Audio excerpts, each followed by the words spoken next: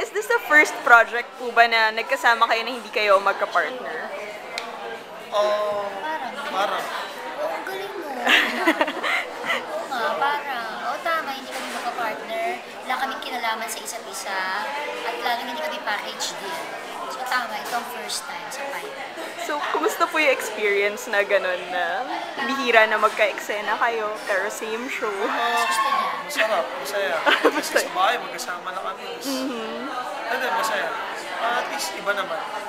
And can you tell us more about yung roles niyo po dito sa Pyra? Ako, si Ramon, yung tatay ni Pyra. Tapos, ayun, Ako naman, si Susan, ako naman yung kapatid ni Ryan Eigenman na may gusto rin kay Roxanne, pero dahil in love nga si Roxanne kay Ramon.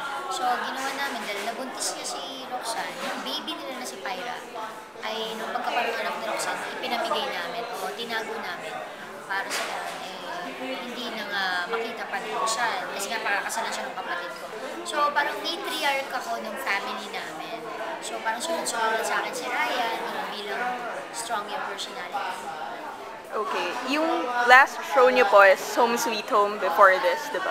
Yung role niyo doon, parang evil sister din po. Yeah. So, anong pagkakaiba ni character niyo dito? Kasi kay Agoncilla. Oo, kasi doon, fantasy talaga, nagka-powers ako. So, dito taong-tao naman ako.